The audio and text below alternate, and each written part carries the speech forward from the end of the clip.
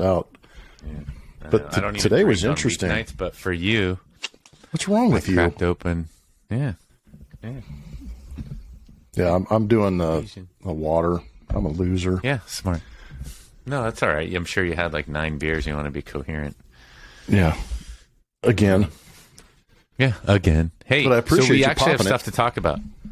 Yeah, and I will say, I mean, I'm still ashamed to show my face that I went and saw 80 for Brady. So That's so whatever great. the bet is next year, you still owe me a 6-pack. So I'm gonna like ride that thing forever. I'm gonna be like, whatever the bet is next year, it's got to be something I can't lose.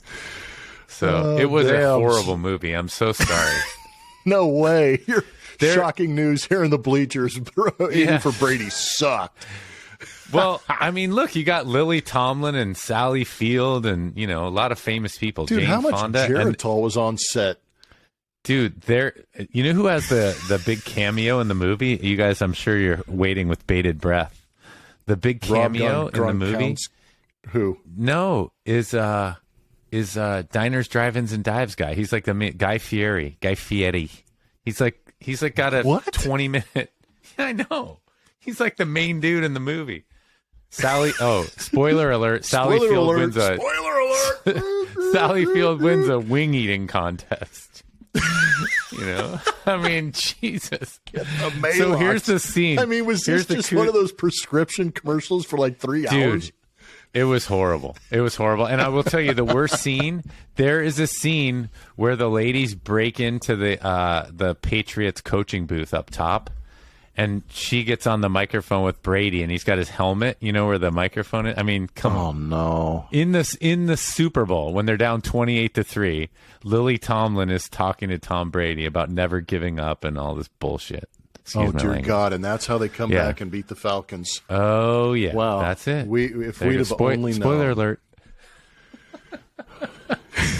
We need to look up the gross that's right. income from that movie. So look.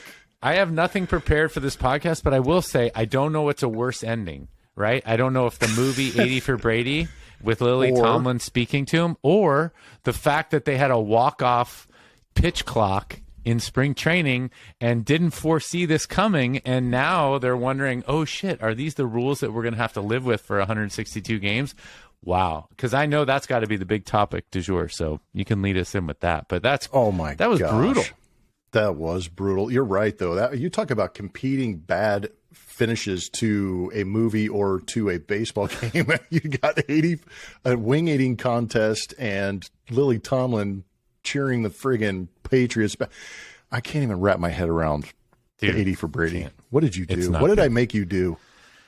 Here's the thing. Let's be truthful. My daughter actually wanted to see it, and we had a soccer tournament, as you know, with having young gals that are sports enthusiasts, at least through high school. And so we had a tournament out in Norco, closer to where you live than where you actually lived. That's where I grew up, man. That's out That's in right. The haze of, what's that? The freaking cloud from all the gas and all that stuff. That's right. Smog. Yeah. Yes, the smog. So Norco, where you grew up off Hamner Avenue, there's a little facility there called Silver Lakes that is hosting a bunch of tournaments. And the nice thing is our first game was at 9 a.m. on Saturday, over at 10:15, and our next game was at 2 o'clock on Saturday. And I'm like, do I drive all the way home? No, I do not. Is there a movie theater nearby? Yes, there is. There's no way it's showing 80 for Brady. 80 for Brady starts at 10:40. Yep, we're buying 2 tickets to 80 for Brady to pay off our bet. Watch the movie, 1 o'clock. It gets out about 12:30, get a little lunch, and then back to soccer at 2 o'clock. Killed my whole Saturday, but that's how I pulled it off. How did the 2 o'clock soccer game go? It was great. We won 2-1. Oh, she was motivated. 80 and a header. 80 for Brady she scored a goal on a header. I got to send you the video. Now you're going to have to rent the digital version and have it accessible at every moment for inspiration. Remember, we're not superstitious on this. So remember the Titans, 80 for Brady. Yep. There it is. Oh, dear God. Great. We are off to an electric start here in the bleachers. We've been slacking, but business has been crazy. Baseball season's getting back in the swing of things, but this is the Bleacher Blums podcast. And we'll refresh all your memories. I am Geoff Blum, played for 14 years in the big leagues. Now I commentate for the Astros, kind of stir the pot a little bit. I'm down here in spring training, and I got my good buddy, of course, David Tuttle. Wow, we are going bi-coastal right now because I am out in Florida, and you are on the left coast in California where you reside. Tuttle played 9 years in the minor leagues. Yeah, about 9, I think. I should know this by now. But I like asking the question. Yeah. He's been involved in some big trades, Team USA guy. He is just an all-around good dude. And he actually, you just heard us bantering about him having to go see 80 for Brady after losing a bet in the Super Bowl. But we've got bigger fish to fry here. I mean, now that we've got that out of the way, and I'm sure that our fans will be pretty enthused with the fact that we broke down 80 for Brady, and the spoiler alerts galore, have been unbelievable. I mean, Guy Fieri just coming in as a closer in 80 for Brady is really astonishing news. We'll have to have our producer, Mark Ramos, look up the income and see how much you contributed to the paychecks of Lily Tomlin and other fossils. I thought they could have called that Jurassic Park 9 or something, right? Ooh, look at you. You came ready and loaded for that. I would agree. Jane Fonda is a fantastic actor, but I remember On Golden Pond with her father. Yeah. Back in 1942. Hey, Henry Fonda on Golden Pond. I was like, man, he looks really old, but such a good movie. Jane Fonda looked older in this movie than Henry Fonda looked on Golden Pond. So I'm just saying. Trust me, doing that movie probably aged her about 6 years. Trust me. But we've got bigger and better things to do because the season has started. I know that have you seen any games? Have you had a chance to sit down and watch? I know all these day games are kind of tough. Yeah, so I haven't watched a lot of games. Today, it's funny, I was trying to catch up because, hey, we do have a podcast on occasion, and I was trying to look at some highlights. I saw this must be an umpire union thing. It's another topic du jour, but, usually cut games short, right? We had split squad games a lot in spring training. Did you see that? But the Pirates-Orioles game ended with the catcher calling balls and strikes, so that'll tell you that the umpires got paid for 9 innings, and they are out. 8.5 innings were done. So, yeah, so I've seen a little, but I do think, and this is what we were just alluding to, the rule change podcast that we were trying to come out with, and maybe next week, again, we keep postponing it, but we really should go through each rule, what it means, the bigger base, the lack of shift, the pitch clock, and the time, the time, I guess, that they're trying to the timer speed up the game. Big issue. But I mean, so those are the two issues, right? I saw the umpires leave after 8.5 today because the game's official and it's over. So you have the AA catcher in big league camp calling balls and strikes to end a Major League Baseball game in spring training. That's fantastic.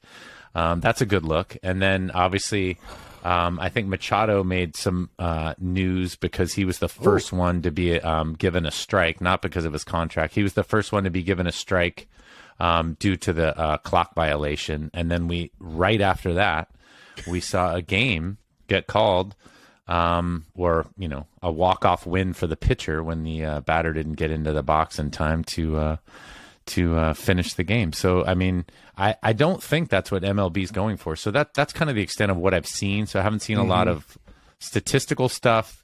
The Yankees seem to make ESPN every night. Some guy hit a 900-foot home run, but otherwise I haven't seen a whole lot of games. But tell us, I mean, what was the take on watching a game like that, and what's the buzz around, either the clubhouse or even within the media, around the rule changes thus far?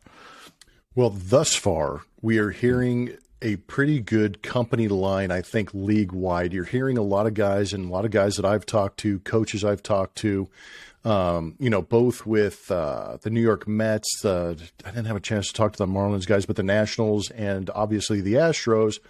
And every coach to a man is saying, these are the rules, we'll work within them, we'll find a way. And I think that's a very good company line right now. I'm not sure what's going on inside the clubhouse because you know as well as I do, Tuttle, that media shows up and you're going to nod your head, you're going to give the cliche, and you're going to go on with your day. But I really honestly wonder what's going on behind the scenes because I've called 3 games on TV, 1 game on radio, and here is a list of the game times.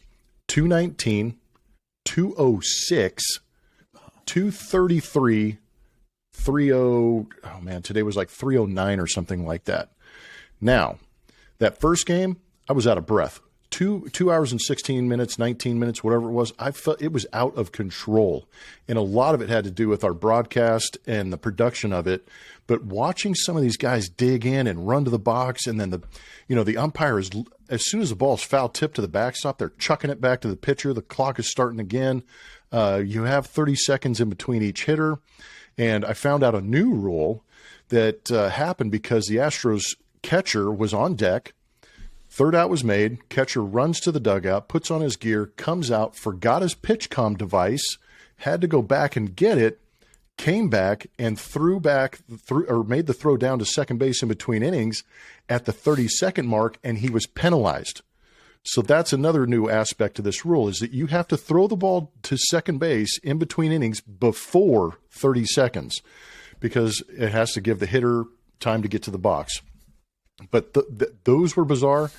And to your point, the umpires, there needs to be a little more action around the strike call or the ball call, because we'll sit there and I'll be writing a note or I'll be talking to TK and we'll look up and we're like, okay, somebody has a ball on them. We don't know what happened. It's just there's not a lot of clarification right now. And there's going to be some You mean the balls areas. And strikes that are issued for the clock violation, not for the pitch that you're actually – yes, I got you. So all of a sudden it's 1-0 and you were looking down and you don't know really what happened. Yeah. And, I mean, today it was – we actually saw the umpire pointing at the hitter, calling a strike. We had a called strike – or it wasn't a called strike three. It was a time clock strike three. So I'm officially right here on the Bleacher Blums, breaking news. We are going to hashtag – TKO as the technical strikeout. TKO, technical strikeout. I like it. And so that kind of drink it in. But that kind of stuff's happening. But you got to be able to point at the hitter, one strike. I don't know. It's crazy. But like you said, when those games end on strikeouts like that, or a walk-off walk in a bases loaded situation, somebody's going to have to keep track of how many game-ending plays like that actually affect like a division lead or something like that. Because what if we get to the point where it's Game 7 of the World Series and some dude's just taking a breath and isn't looking at the pitcher, and all of a sudden, game over, World Series champs, and no pitch was thrown? Well, I think you're making my point, which is funny. It leads to what I always said before about actually adding replay into Major League Baseball. I do think replay is okay for like a safe out at first base, something like that. But we've talked about obviously the pitch comm, the good communication, but then we've talked about the robo umpires and now obviously the expediency with which they want to do hitting and pitching. But I just think you can't foresee all the outcomes. This is kind of like AI and the self-driving cars, right? There's too many things to happen. And I think when you start, maybe like you said, the company line is there, and we've seen some of the MLB communications regarding like, this is what we're going to say, and this is how the rules go and all of that. But I just don't understand, like you said, so Game 7 of the World Series, and there's a clock violation, and they, one team thinks they're going to win on a walk, and the other team says, nope, it was done after the clock violation. And one team is celebrating, now the other team's celebrating. It's too confusing, and it's not really related to baseball. I heard somebody make the point about an extra innings. We're still doing the runner on second, right? Yeah, so now we want to make the games faster, so we get them faster to extra innings, and now you're going to start with a guy in second, which leads to more run scoring. It's kind of like, are we going to be traditionalists, or are we going to go for more offense? Or, I mean, it just seems like those are kind of polar opposites of what you're trying to do. So let's have a guy on second. We got to the ninth inning in 2 hours and 3 minutes, but now we're going to start with a guy in second and they score, and then to start with a guy in second in the next inning and they score, and now you're into the 14th inning, and the whole idea was that you were going to speed up the game, and now you're in the 14th inning and it's 3-3 when it was 1-1 after 9. I don't know. It just seems a little backwards, and I think this is what happens when you start getting away from actual, I don't know. This is the argument you always make about, like, I don't know, a ball player being a general manager or a ball player being a manager. I mean, we understand the game. We got into the game, but I don't know. It just seems like it's getting further away from actual ball players having a say in how the game, should operate or, function. I don't know. And like you said, they're doing the company line now in spring training. But even in the first week of the season, if you lose a game on a clock violation, I don't think they're going to be so cordial. Yeah, but as a pitcher now, like you bring up the extra innings, and they're still doing the Manfred man at second base in extra innings. So there's an opportunity for you favorite. Actually. I love it. There's Manfred man and the. Yeah, and the Manfred clock and the Manfred bases and the Manfred shift situation. I don't know. But to your point, I mean, now if you're a pitcher, you have the ability to walk a guy without throwing 4 balls in the at-bat. And you also have the opportunity in extra innings to give up a run, but have it not show up on your ledger anyway. I mean, that's the bizarrety of it. And to your point, I think that what was the purpose of the clock? The clock was to speed up games. Okay, so you've got the sped up game. Now, we got to preface this. At the time we're recording this podcast, there's 4 spring training games in the books. Now, you're seeing a lot of minor leaguers because the regular big league guys haven't gotten into these games, the WBC. There's a lot of complications. So you're probably not seeing the regular roster playing. I'm hoping that once you get to that regular roster, you'll see a little more normalcy, because I think what's coming out in between your words is when you see these clock moves and you see this game sped up and you see some of the action on the field, this should be the question that you always have in a business. Is it making my product better? And I'm not sure if the speeding up of the game and this clock are making your sport better. Are we seeing the best we're going to see of baseball? If you start to see Mike Trout's numbers drop off, or a Shohei Ohtani be exhausted in the 5th inning from pitching every 15 seconds, is that better for the game? I don't know. It's going to be crazy to see how this unfolds, but that's why I'm kind of honestly hoping that when the regular rosters get out there, that the game itself becomes very good baseball again. Because right now, pitchers are way ahead of hitters. We don't have the regulars, and that's where kind of my concern is. And truth be told, this is my honest feeling, is that if you are going to go with this clock, it's such a drastic move that it literally feels like you're off by 5 seconds. I think if you went 20 seconds with nobody on base, 25 with runners on, I think you'd find a better avenue for these guys to be able to work within and give a quality product while still moving the game along. Yeah, I think, like you said, it's like an overcorrection. The other thing you said is so funny. Yeah, in my day job, I ask this question all the time, right? Because you're negotiating, you're doing whatever. I always ask people, what does success look like?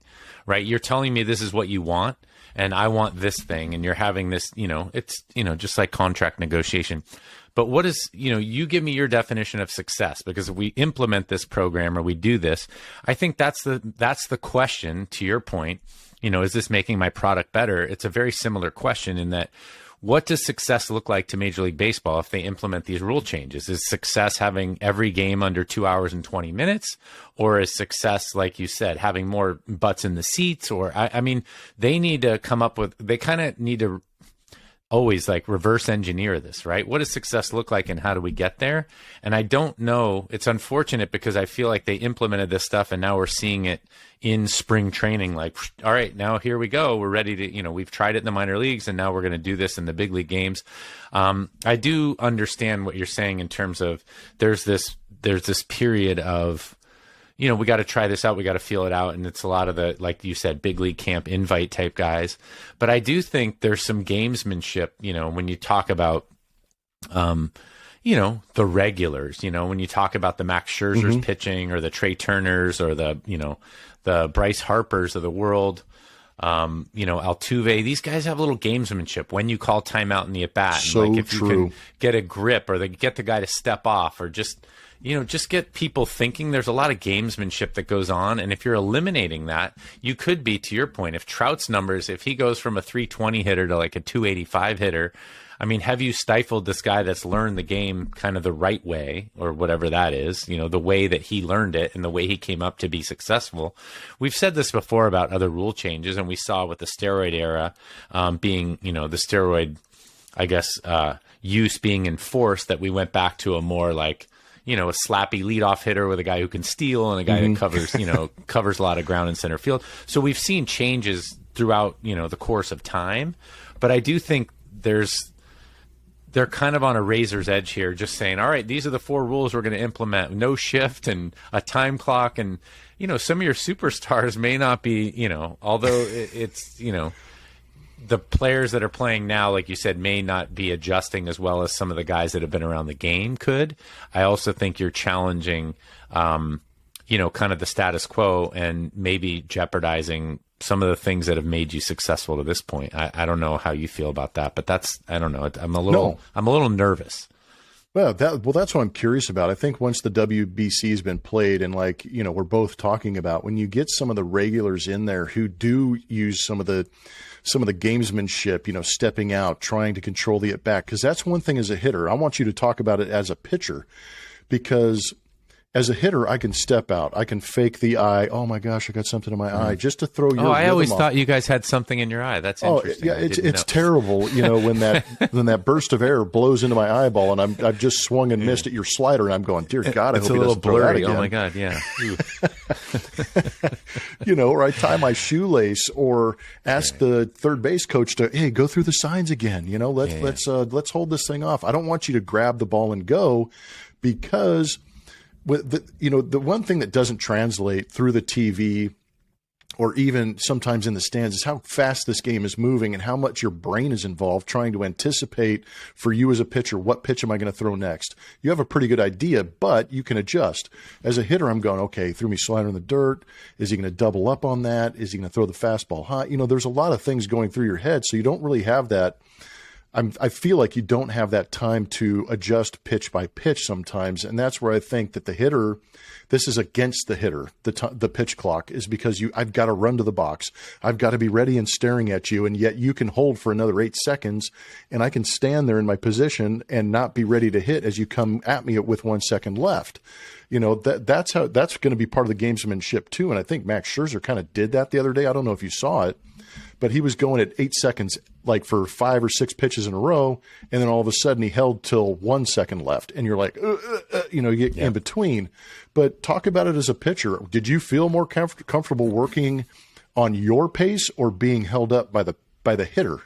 Oh, absolutely. I mean, I think that goes without saying. I would like to work on my pace, and when you could get guys like either happy feet or get them swinging at a pitch, you don't want the hitter to have a long feet's time actually to think a good about call. That's a good explanation. Those are the swings I'm seeing from hitters. Go ahead. Yeah. Sorry. Yeah, no. You're right. I mean, that's what you look for, right? I mean, I remember playing winter ball against a pitcher. You are.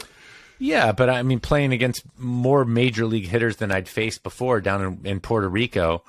And gosh, I should always remember this guy's name. I don't, but I think he was an Astros catcher, but Randy something. Anyway, big guy. He was off the plate. And he hated my sinker, and he kept saying he just kept moving off the plate. I could just see him in the box. He was Randy about 6 Knorr? inches from. Yeah, Randy Knorr. Look at Big you, old caveman, just like wide shoulders. I played with him in Montreal. Yeah, dude. There you go. So Randy Knorr. Shout out to Randy Knorr. Blum knows you. Tuttle knows you.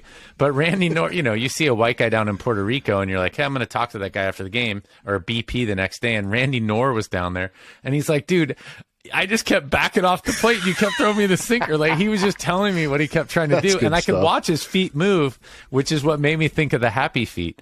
Mm-hmm. So it's really interesting because, you don't want the hitter, especially, this is the other thing. When you go from little league to, to pony league to colt to college, high school to college, like, it just gets more cerebral. We've talked about this before about being drafted in the right situation. The game gets more cerebral, and you start thinking, and sometimes people say, oh, I overthought that, or overthunk that, whichever you want to say. But, you're starting to think, and to your point, it's 2-1. He just threw me a slider. Is he going to throw me? I think it's a good fastball count, but he's not really throwing his fastball for a strike. Maybe I look breaking ball here. Like, you need some time to process that information. Man, yeah. And if I got you kind of on the run and you're swinging and you're kind of, maybe you take a pitch that you wouldn't normally take, or maybe you swing at a pitch you wouldn't. I agree with you. I haven't watched a lot of spring training yet. I promise to before the next podcast. But I definitely feel like it's an advantage to the pitcher. And if they're trying to get more action in the game, it's going to be tough. They're going to get a lot more swings, but I mean, I don't think this is going to help.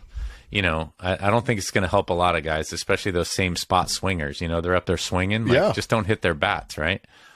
Yeah, that's exactly right. And I think that pitchers can be a little more selectively aggressive with their first pitches, because one thing I have noticed is that when these guys dig in, they're really aggressive swinging early in some of these counts because they don't want to get later in the count for whatever reason. And it seems like a rush process.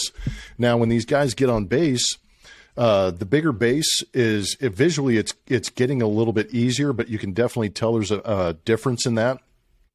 I don't know if it's going to affect the bang bang play at first base, because they measure the base 90 feet to the back of the base down the lines. So the base is actually 3 inches closer to home plate. And you would assume the hitter is going to get there quicker, but at the same time, it's 3 inches closer to the inside of the diamond. So the first baseman can kind of get out there and stretch a little bit too. And you widen the bag, so he's got a little more movement, 3 inches towards the inside of the diamond to be able to make some of these plays. And I haven't seen enough baseball I haven't seen enough in our games to really say, oh, the bang bang play is going to go the way of the base runner yet. I kind of think it might, but I'm not sure. But the one thing I have noticed, and you know this as well as I do, having played in big league camps, is it's basically a scientific lab for what you want to try and do and see if you can do, because there's really no penalty for it.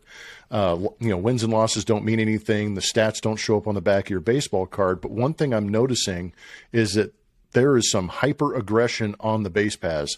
These guys are taking a lot of chances, and pitchers have not been picking over as much as they have in the past. And when you watch a game, I want you to start to notice some of that stuff, because that's something that really kind of jumped out to me. But I also think, to your point, so this is a little bit of, I don't know if it's like Bitter Bob stuff, but the hitters are behind the pitchers, as you already pointed out right now, right? You come into camp and these guys are still throwing 95 and you're trying to get your sea legs under you, and you're like, all right. So I do think, to your point, there's no consequence for getting caught stealing. They're walking maybe a few more, they're trying to feel it out as well. So it will be, like you said, and that's the great thing about baseball. We've talked about, a lot of the positives in general, but it's 162 games. We're going to get to see this thing out.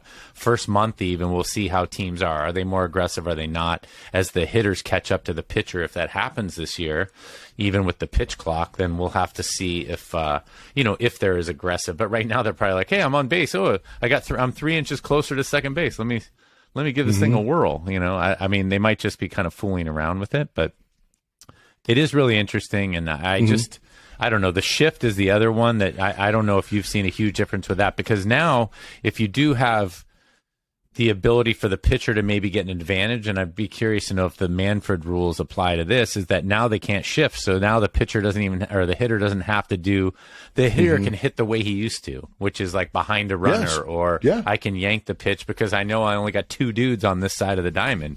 If they were able to do the pitch clock and the shift, you'd kind of be like, oh God, now they got all four guys over there and they're just, they're quick pitching me. So it'll be interesting to see. Yeah. But this is now getting on the shift. I think you're exactly right, because as a hitter, all of a sudden it feels like the infield is opened up completely. And, a couple of things that I have noticed and this is more in veteran hitters than in younger hitters, but you can see them consciously in batting practice and during the game, just kind of focusing up the middle. All of a sudden, the big part of the field is open again. And I think that you're going to see some better swings from guys, especially deeper in counts. They're going to try and go back up the middle. There's some rollers off the end of the bat. There's some jam shots up the middle that are going to be tougher plays. It's going to force your second baseman to be more athletic. It's going to force your shortstop to be more athletic. And so the hitters are going to be going up the middle. But the other thing is being a left-handed hitter in my career, it was always great to look to the right side with a runner on first base and see one guy standing there, just the second baseman, because the first baseman's holding on the base runner. Yeah. In the last decade or so, we've seen the shortstop and second baseman and the first baseman. It didn't even matter. He could hold on that guy and not even come off the bag, and you'd have two guys standing over there. That's one of the bigger plays for me that I think is going to change a little bit.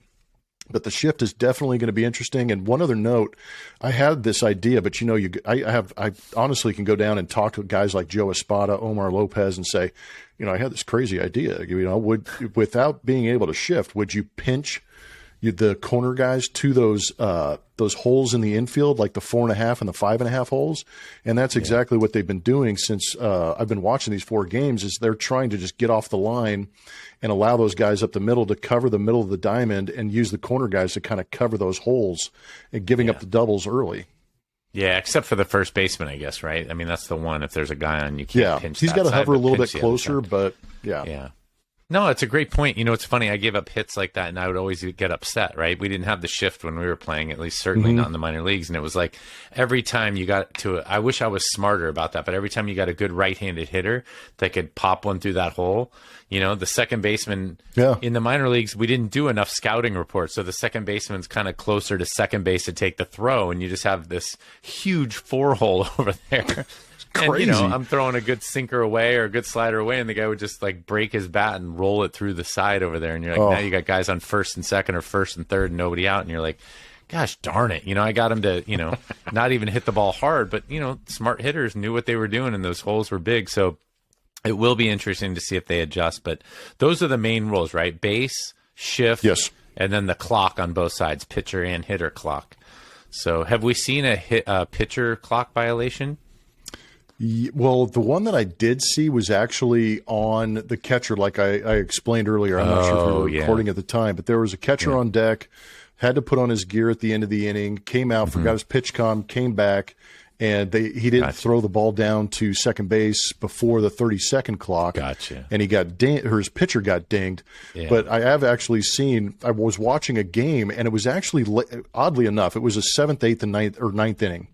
There was a runner on second base, and, you know, there was 2 outs, big hitter at the plate, and the guy kind of came set. And, you know, as a pitcher, you're kind of sitting there and you're settling in, and and you see the guy dancing off, and he kind of just hesitated to get that guy to stop his feet from moving so he'd get a little more sedentary. And by the time he looked home, the clock expired, and he got dinged for a ball and ended up walking the guy. And I'm like, that's part of the gamesmanship or the savvy, where the pitcher was like, I'm not going to let this guy move, but the guy was probably reading the clock, and he's like, I can do that. So that's where that's what I'm saying. I mean, you could have guys that they know if it's a second left, they should just take off for third. Yeah. And now the guy, it's a clock violation, so I don't know if that counts. But I mean, like you said, it's going to be like they stopped the play and they called the ball, and the guy ended up walking to first base, and now you got first and second. Yeah, so the guy didn't even, I mean, but if he started to steal third and they call a violation, he's not out going to third, right? It's a dead ball. Right. Dead ball. So that's what I'm saying. You can, as a runner, you can start looking at that clock as well and start utilizing that to your advantage. Like, hey, I would imagine, if he's looking at home and now looking at second, he has a half a second left, I'm running. And that'll make him either step off or start the play. Or, I mean, as long as the umpire is a little slow, you know, I don't know. It's just, it's going to be really weird. And I don't know how they get all these guys, like you said, the cliches are there right now, but I don't know how everyone's buying in, because they've learned one game and now the game's about to change significantly. So I don't know. I mean, what is going to happen if the World Series comes down to like pitch clock violations? I mean, there's no going back, right? This is implemented for sure. But that's the thing I don't think they took into account, right? You're sitting in this room and you're like, damn it, we're unilateral movement right here. We're going to 15 seconds, 20 seconds. Then did anybody stand up and go, are you willing to give up the World Series on this rule? Yeah, I don't know. I mean, I wouldn't. Yeah, I was going to say, this day and age with the playoff bonuses, we're not going to give up the World Series on that either, man. Yeah. Tuttle, what else have you been up to, man? How's Tuttle doing? I just noticed Ramos put did he put the income? 80 for Brady, $28 million budget, audience rating of 3.9 out of 5, IMDb rating 5.9 out of 10. That's what I'd give it, somewhere in the 5.9 out of 10. But there you go. I just saw that. Just crazy stuff. I think we're starting to hopefully here. March starts tomorrow. We're going to be getting some college acceptances or denials. That happens in March, I guess. I don't know. If did you go through the same process before or now? I guess your daughters we're going through it now. No, we're in the same boat because are they in anywhere yet? Have the schools started accepting yet? So Texas, there's actually been some movement. Yes, so I know. Oh boy, this is where it gets tough. I've got 3. Well, you don't have to out them. You don't have to out them. Well, it's like Oklahoma, Alabama, Arkansas, and I'm not telling you which kid got accepted where, because that's just a whole nother. But I mean, choice. I don't have a data team that can keep track. But I mean, right? But isn't March when they started? They do early that's application, A&M, or that's what I'm. Yeah, A&M, Texas A&M just got back to AVA, and LSU is one of those March schools that's kind of waiting until March. And I think that's it. Those are the only 2 schools that we have left, because they did early applications to all those other ones. Oh, they did early. That's what I'm saying. So they're going to be SEC people, it looks like. Dude, it's unbelievable. I moved my family A&M, from Arkansas, California LSU, like it's all going to be Houston, and now we're Alabama. like the southern. Yeah, we're the southern family. It's crazy. That's and my great, girls are at the rodeo tonight, of all places. So just there it is. Cost-wise, it'll be great. Yeah, but could so you Tyler imagine? got into the usual, like he got into Montana State, Fullerton. He got into Cal State, Fullerton. He's not going to go there, but the UCs. Wisconsin, Colorado, and Washington are schools he's applied to, and they're all waiting till after March to. So maybe Colorado, go watch Dion. Well, yeah, there you go. I mean, I don't know if he'll be going to a big football school. I think he's still intrigued by the UC system, but which your daughters would be if they were out here. But we're still intrigued by the UC system, but they won't start. Their acceptance is till certainly after tomorrow. I mean, this is totally biased, obviously, because I went to the UC, and all the other satellite schools are really good. Yeah, right. But they're really good schools, and I'm obviously biased, but I think that's great for him, and hopefully. Well, I mean, he's going to get in somewhere, and it'll happen. But I would, like you said, I think sometimes geographically and peer groups really dictate. And I will say this: after school, I mean, going to Santa Clara University in the Bay Area, I mean, there's obviously Stanford and Cal and, other good schools up there. Even the USFs of the world and, I mean, tons of good schools. And, yeah, right. So, but, the alumni base, like you have a pretty strong alumni base, but unless you go to like a Stanford or a Harvard or a Notre Dame or a, the way to use the alumni base is to kind of be in the area. So like Santa Clara has a really good alumni base in the Bay Area, Silicon Valley, as does San Jose State, to be honest with you. Like Google, Apple, all those guys hire from those schools. But if you're not living in that area, the alumni base is a little thinner, like you can't go to Texas and be like, oh, Santa Clara alum, you'll find every once in a while, you'll find a dude, right, that went to Jesuit in Dallas and he came out to Santa Clara or something like that, but it's really rare. So, I mean, a college degree is a college degree is a college degree in that sense, meaning it doesn't really matter if your daughters go to Arkansas, Alabama, LSU, those degrees coming out will be very similar, especially if they stay in the area, because the alumni base is pretty solid there. It's more regionalized is what I'm saying. University of Arkansas. I mean, that Bentonville area north of Arkansas, there's all those Fortune 500 companies up there. And I mean, they advertise all the internships that you're able to go up there and enjoy. That's right. Tell us about your trip to Arkansas. I was just going to say, you reminded me. Like, dude, you were like courtside or whatever. Oh, you got someone coming in? No, I'm going to shift my camera a little bit because I've actually got Arkansas playing Tennessee right now. Oh, nice. They're going to go watch that. They're playing too. Oh, well. But I mean, come on, like you are a VIP in many walks of life. You get treated unlike the general public, and basically you're a father of a girl who goes to Arkansas, yet the AD's like, we're rolling out the red carpet. You're going to shoot a halftime shot. You're going to go to a baseball game. You're going to go football. Is that what happened? I abuse it. Oh, how did that happen though? How did this come about? Okay. So I know people on the baseball side because my brother played there in 1999 and 2000. That's right. So he's kind of hooked me up on that end, and then I know the guy that does play-by-play for them. So I had two ends, and we actually happened to be up there that week that they were having opening day at home for baseball. But we went up there. I was able to watch Florida versus University of Arkansas against the Razorbacks in basketball on Saturday. Hung out with my daughters Sunday, Monday. But I had the single greatest Arkansas father sports day ever because I got into the baseball game. No wonder we couldn't do a podcast last week. Oh, dude, I was in, pardon me, but hog heaven. Yeah. Boom. Sweet. So I go to the baseball game, and I went up in the booth for innings 5 and 6. I'm getting to chat it up with the guys on TV. I get done with that. I get a text from Eric Musselman, the head coach of the Arkansas Razorbacks men's basketball team. I know Musselman. And he goes, "Hey, I got you some better seats than I got you on Saturday because we were in the family section. It was fine." But I get the tickets and we roll in. They're like, "Oh, you need to keep going down there. You need to go down there." And all of a sudden, I've got a wristband on. And I'm sitting courtside. Yes. And I mean, the mascots are messing with us. I'm 2 seats away from the guys doing the play-by-play in color. I'm staring right across the bench at Eric Musselman and his boys, and they proceed to go out there and just absolutely thump the Georgia Bulldogs. That's awesome. And had the time of my life. But I was like, I've had good sports days, where you're watching sports and you're hanging with your boys. Yeah. But for that day, I was 18 again on a college campus and just cheering my brains out for the Razorbacks and had just so much fun. That city is sneaky awesome. I'm really happy she's there. And she made a great choice. Couldn't be more proud of her. She's getting great grades. But then the fringe benefits that I have, and it's funny. I'm sitting courtside, and the AD came up to me, and you just kind of grease that wheel a little bit extra. Yes. You're like, "Thank you, Mr. Hunter Erdechek. You're the best." That's right. And I might have another daughter coming here, so there you go. Well, isn't it? It's funny. He goes, "I know you got triplets." He goes, "Is there a chance there's going to be another hog in the house?" I'm like, "There's a pretty good chance." Yeah, there you go. That's awesome. That's pretty sweet. Yeah. Musselman coached at UNR last I knew, but he's been around basketball world forever. Where was he? Dude, he coached the Sacramento Kings for a while.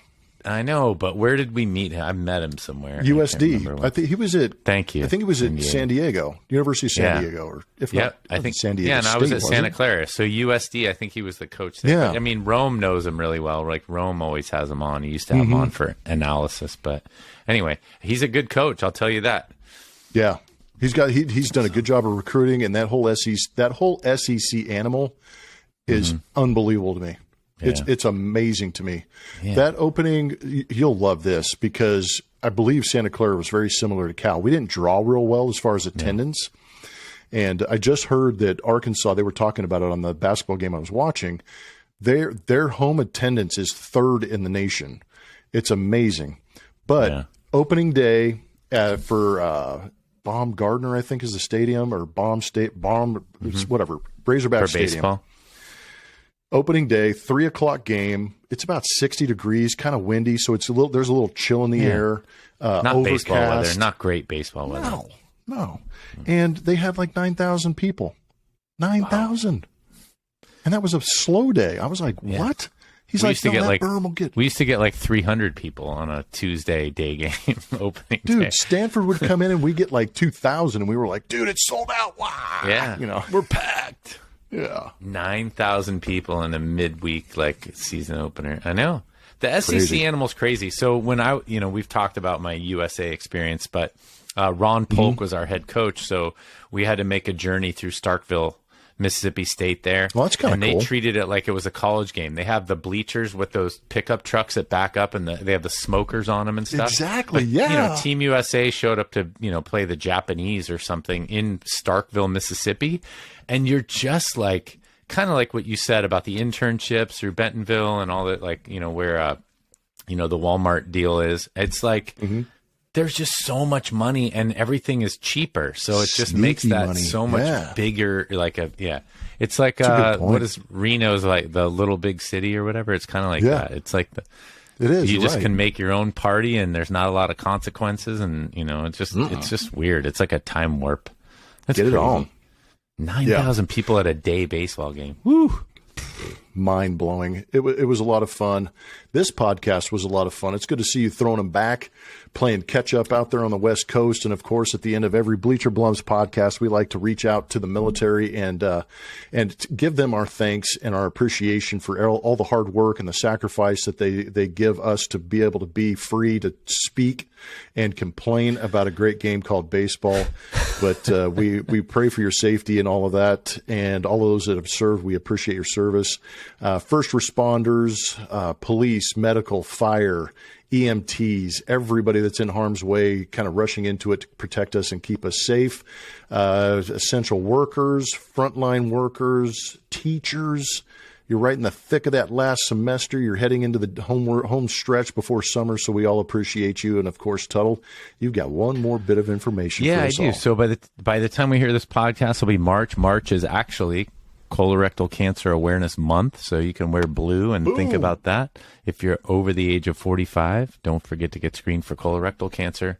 Blum, take us out. Get after it and believe it. Believe it. Glad you cut us short there. We could just start shooting the shit the whole time.